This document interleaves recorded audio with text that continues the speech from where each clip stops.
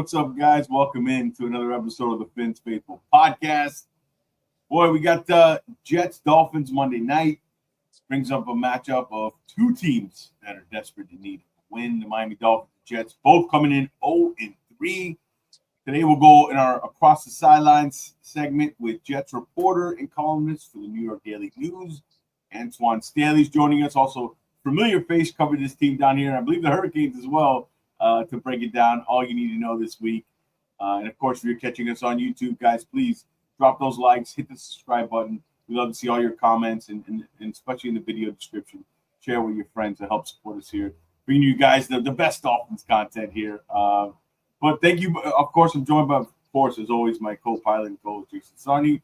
Fellas, how you doing? Antwan, how you doing? Thanks for joining us this we're recording it this afternoon. Yeah, good to be with you. Thanks for having me on. Absolutely, Antwan. And obviously, Dolphin fans are very familiar with your work. We always appreciate your insight. You're very familiar with the Dolphins. What do you think about the situation going down in Miami? It's very similar to probably what I dealt with last year covering the Jets, where it seems like a lot of turmoil, a lot of tension, and it's a team that needs to win. I mean, obviously they missed the playoffs last year. It was a disappointing year. That wrapped up with the loss against the Jets last January actually. So yeah, I mean, there are a lot of people under pressure. Chris Greer's under pressure. Mike McDaniel's under pressure. Tua's under pressure too as well. So, and getting off to an 0-3 start definitely has not helped things whatsoever. But I think part of the problem is Tua. I mean, he's just been turning the ball over at an alarming rate too as well. Also think they're not running the football, I think, as well as as much as they should. I think they run it well. I just don't think they run it enough. And I think that should take some pressure off of him as well. And, we knew the secondary was going to be a bit of an issue for the Dolphins too as well. Just some of the guys they have back there. I know they end up acquiring Minka Fitzpatrick, but outside of that, it's been, a lot of struggles there too as well. So if you factor all that in, that's kind of why you have, a 0-3 start too. And same with the Jets too as well. Like I think neither one of these teams have actually recorded a takeaway, and also, they're also turning the ball over as well. So when you do that, when you turn the ball over and you're not taking it away, then you get what you get, and that's an 0-3 start for both of these teams. Yeah, that's crazy. When's the last time two teams in one in the fourth game don't have takeaways facing each other? They're kind of the similar. Commanders are teams, also right? like that too. Yeah, the Commanders also don't have a takeaway, but they also. Yeah. All right. So you mentioned that this has been kind of reminds you of last year. You guys they brought in Coach Aaron Glenn. Is he feeling the pressure in this 0-3 start? I know fans. Look, I know Jets fans are like Dolphin fans. We're anxious. The Jets, I think they have the longest drought without a playoff win, right? In North American sports, yes. Yeah, we're both kind of anxious to we're trying to get a playoff win. So is he feeling the pressure already? I know the fan base. I think the last time they beat the Dolphins, what was it? Rex Ryan. Well, that's the last time they beat him in Miami. Yeah, in Miami. Rex Ryan's last game. Yeah, Gino had a perfect quarterback rating. I was actually there for that game, covered the Dolphins, so crazy enough.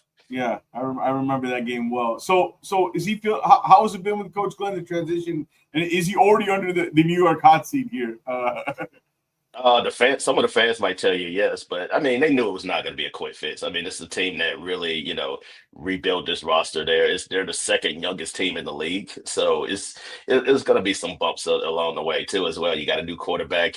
Fields got knocked out. Having Tyrod Taylor start last week. So again, I think after the Aaron Rodgers experience the last couple of years, they decided to take a step back, started to get a little bit younger, and for me, I never thought this would be a playoff team, but I think some Jet fans are just. It's been 15 years since they made the playoffs. So I think they are really upset and angry and, really want to work. They're starving for a winner. And it has nothing to do with Aaron Glenn. I think they're the ones that are putting him under the hot seat and the pressure. But, the organization is going to be, very, they're going to take their time with Aaron Glenn, just like they gave Robert Saleh 3.5 years. They're going to give Aaron Glenn probably a similar amount of time too, to try to get things right too. And as you know, if you don't have a quarterback in this league, especially in the AFC East, where you got Josh Allen, you're going up against him. It really doesn't matter. You're not probably going to compete for anything. So you got to get the quarterback situation right. And until they prove that they have a long-term solution there, then the Jets are going to be, going through the motions a little bit.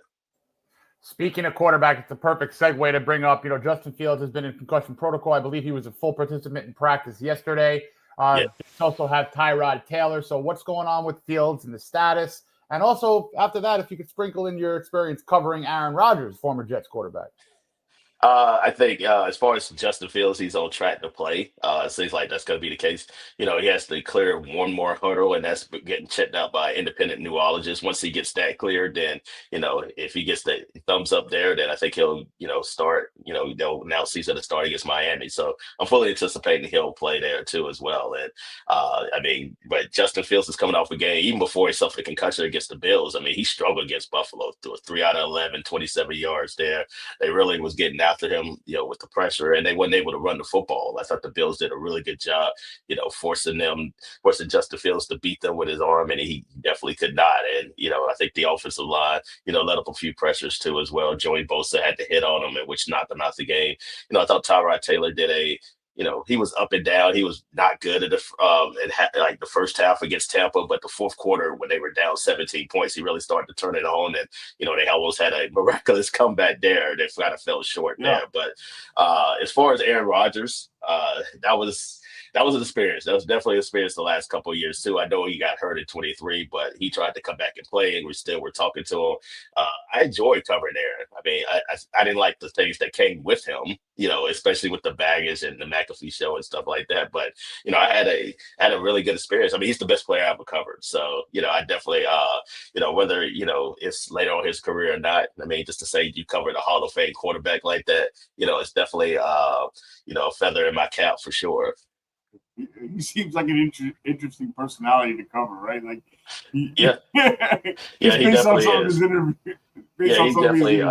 He definitely goes to the beat of his own drum, but very smart guy, very intelligent there. But again, like he comes with a lot of baggage, and I think Pittsburgh is starting to figure that out too as well right now. But as long as you're winning, then it's all good. But if you're not winning, then I think a lot of people start criticize him and some of the other things that go around with just Aaron Rodgers being Aaron Rodgers.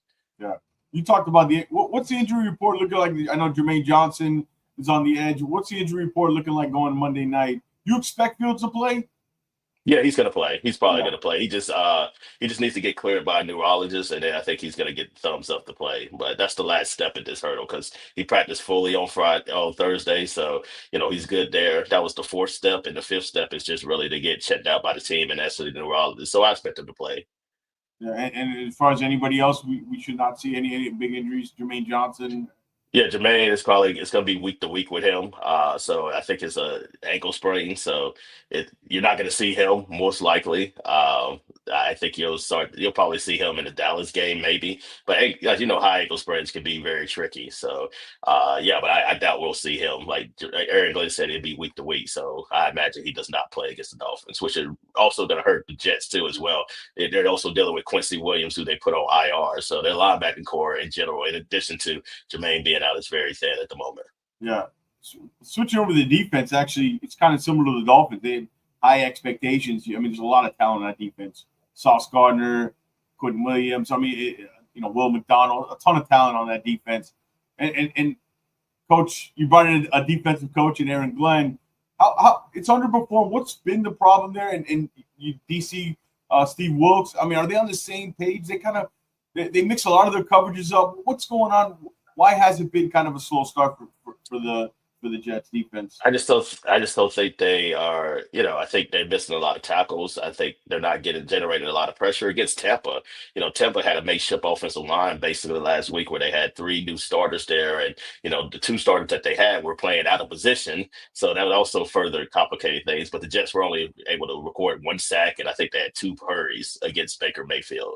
So that's a bit of a problem, especially considering when you have guys like Quentin Williams and Will McDonald, as you alluded to as well. So I think the lack of pass rush has been a problem too. And if you add that in addition to, the secondary has been a bit of a question.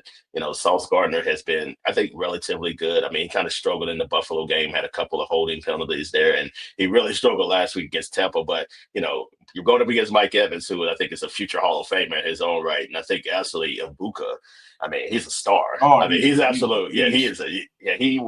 He would be a number 1 wide receiver on probably like 20 teams right now. Like, seriously, that's how good he is. I would love to have him opposite like Waddle or Hill. That's and how did Tampa? They just keep pumping him out. Yeah, Godwin's. I was gonna say when Tampa took him, I was like, that makes total sense. Like that's the perfect player for them. And Yeah. he's definitely a good player to replace Mike Evans when it comes to that. But yeah, I think the secondary just really struggled. Brandon Stevens hasn't necessarily played very well too. This back half with the safeties, Tony Adams, Cisco kind of been uneven as well. And then as I alluded to, like now you got injuries with the linebacking core. You got Jamin Sherwood who hasn't necessarily played up to par. Now Quincy's out, so yeah, I think it was supposed to be a group that's a group that led to or fifth, as far as yards allowed last year, the previous 3 years, but it just hasn't worked out for whatever reason. I think part of it is schematics; they're getting nursed to a new scheme, but I also think a part of it is just the players just being out of position. And I think anytime you're out of position, you're not going to make tackles, and teams are going to run for big games against you. And I think that's exactly what's going on. Yeah, I agree. Let's go back to the offense real quick.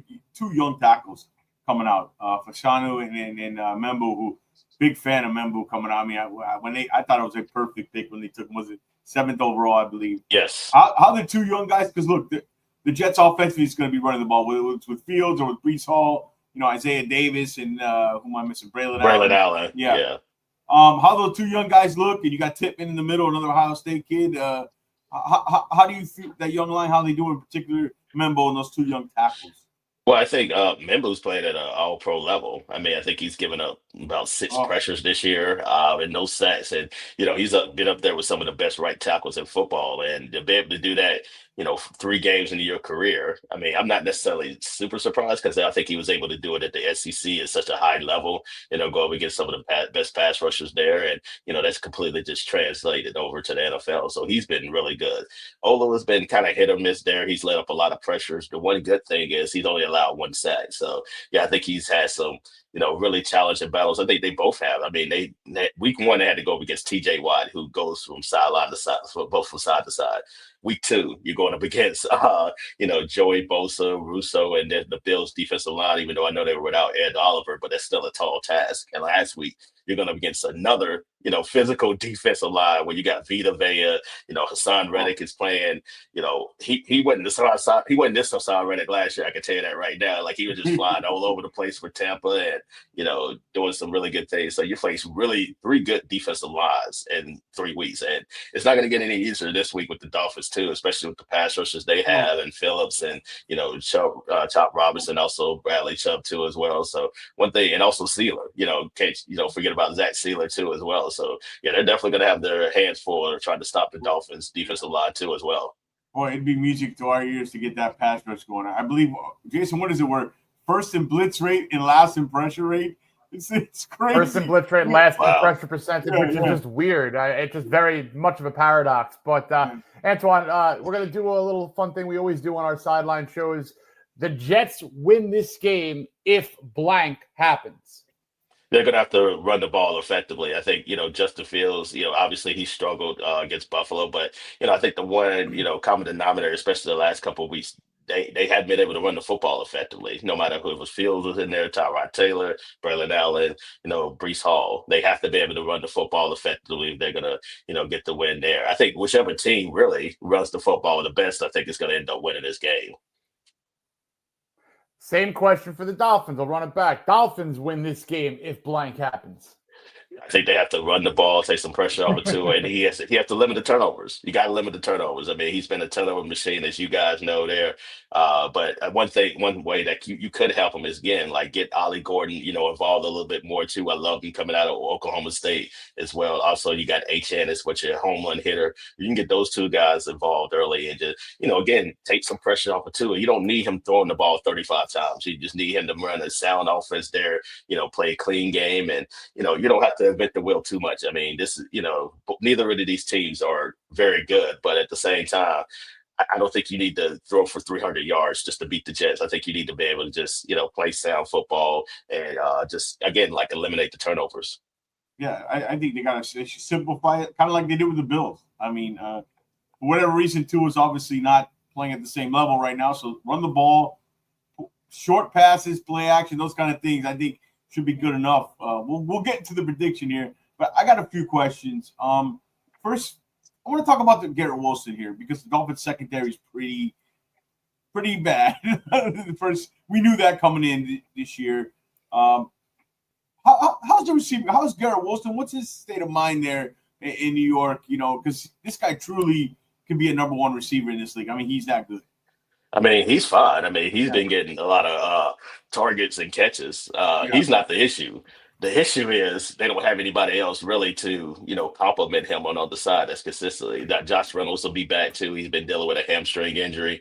But even then, like he's more like maybe like a 3 or 4 receiver. They really don't have a, top number 2 receiver threat that can, command that attention on the other side. And I think what you're going to see teams start to do, especially as the season goes on, I mean, I would just double Garrett the whole time. Yeah. Basically, like that's probably what I would do. That was my point. Is he frustrated that there's nobody kind of else next to him? You know what I mean? I mean, he's getting his he's still getting his targets and stuff like that. I think, but as we saw against Tyrod Taylor starting last week, where you can force feed him the ball, and sometimes bad things can happen, and as evident by that pick 6 last week against Tampa. So you have to be careful of that too, as well. Especially considering Justin Fields and Garrett have this chemistry dating back to when they played together at Ohio State. Yeah, Jason, go ahead. So going on the other side of the ball, wide receiver-wise, Jalen Waddle has had a fantastic career against the Jets. He's really dominated. I think he averages like 76 yards per game against them, a couple of touchdowns. He's got like an 80% catch rate. Who is going to stop Jalen Waddle? That's a good question because it depends on what they do with Sauce. Because sometimes I know week 1 Sauce traveled with DK Metcalf, so I'm curious to see if he's going to travel with Tyreek Hill. Because if that's the case, then you're going to leave Brandon Stevens open to possible big explosive plays. Who's been he's also been struggling. Also Michael Carter the second also has had his struggles too. But I think if you're the Dolphins, if you have Tyreek going up against Sauce, like you just leave him alone there unless you see Tyreek wide open. And I think in this case you just let Jalen Waddle just do his thing and cook, and hopefully he can in Tua's case and the Dolphins, like you end up having a really good game because of it. But it's a good question to ask because I'm curious to see what their game plan is going to be. Do you just leave Sauce on that one side, or do you have him travel? I would personally leave him on the side because I don't think you want him traveling, because I know what's going to happen, because I know Tua and just going to pick Brandon Stevens and the rest of the secondary apart, and I think that would be the good game plan for them if Sauce were to travel with Tyreek in this case. Just stay away from him. You don't need to force it. You got other people that I think can beat you, and if you had like Devon Achane coming out the backfield, I think he could potentially pose some problems in the passing game too. Especially Michael will put Tyreek in that pre-snap motion, chasing all over the field. But I would imagine if he's gonna travel with one, it's gonna be Tyreek. But I agree with you. I think they should probably stick to one side and let it play out. Quick question before Jason goes. I just saw my thought of, if it falls apart, the Breece Hall stuff, is that true? The rumors, do you see that as a possibility? At the deadline, yeah. I mean, there's been a lot of rumors going back to the draft about him potentially being traded. I know Aaron Glenn said they wanted to keep him. They were not going to trade him. He actually called Breece Hall personally and told him, like, none of it's true. We're going to keep you for now. However, like as long as this losing streak continues, then more and more speculation starts to heat up, because Breece Hall is a free agent after the season.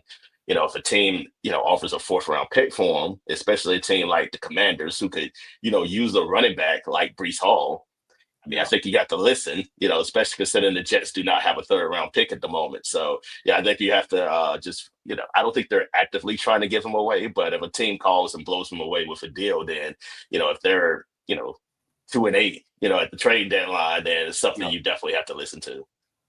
So, Antwan, I love looking for inner stories in games. I know you do too as a daily news writer. A fun one is this is kind of the Mason Jason Taylor Bowl, right? And the Dolphins struggle a little bit with the tight end. Mason has been increasing his targets in his rookie season the last couple of games. Do you see him being a major factor? And tell me why they aren't going to target him for his first career touchdown in his hometown of Miami.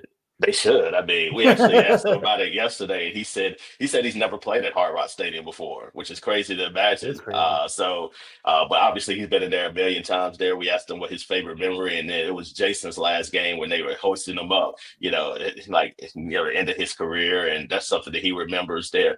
Grew up not too long away from there. Actually, Jason came to the game in Tampa last week too. So he's getting the double dip to see his son and back-to-back weeks there. So it'll be fun. So I'm sure he definitely wants to score a touchdown there. I think they really could use him, especially considering what we talked about before, where they don't necessarily have a big threat on the other side of wide receiver-wise. So I think, a guy like Mason Taylor, especially against a depleted secondary, with the Dolphins have, I think you definitely need to look for him. Maybe, 4 catches there. It would be kind of, poetic for him to have his first touchdown in that building, especially considering all the success his father had. Prop bettors get that anytime touchdown in. You're fools if you don't. His father doing a great job there coaching those ends D-line at the University of Miami. So it's Baines. He's going to be a top. One day we'll get him back. One day. I'm a Gator, so I really don't. That's conversation. That's true. I have nothing to add to this conversation. So yeah, make sure we're across the sidelines here with Jets columnist and writer for the New York Daily News, Antwan Staley. Make sure you guys drop those likes, hit that subscription button to help support us here on the Finn's Favorite Podcast. All right, Antwan. I got a question here, kind of fun questions we do. Give me a headline after the game that would have social media buzzing. A headline after this game. I know it's a tough one. We put you on.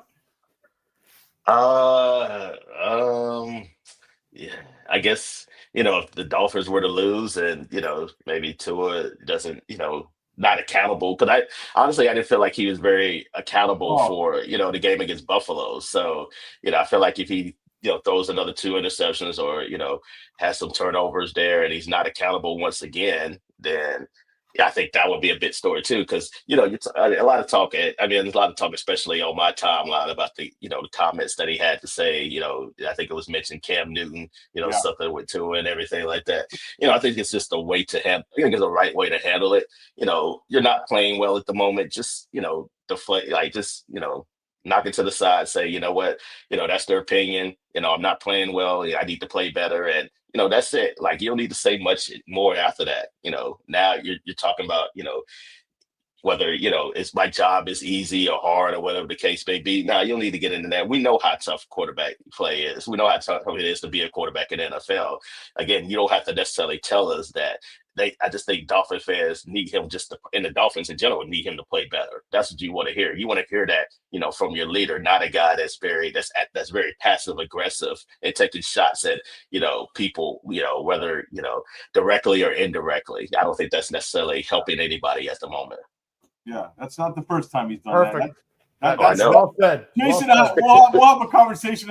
We didn't want to. I'm glad that the question was answered that way, because we could have a whole other half hour on that. But you hit the nail on the head, Antwan, for sure. This is not his first time. The potato chips comment, sitting on your couch. All that. But that's what I'm saying. Like, I don't think that's really helping anybody. Yeah. Like, again, just be accountable. Whether it was your fault or not, just be accountable. Just move on and just say, I need to play better. And he knows he needs to play better. That's all he has to say. Like, we don't need this, word salad or all this other stuff about, taking shots at fans and people and media, whatever you want to do. Like, you're not playing well. That should be the focus right now.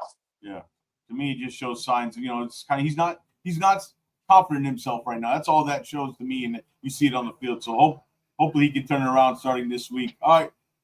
Give me X factors for the Jets and the Dolphins here for one team to win. Give me an X factor player.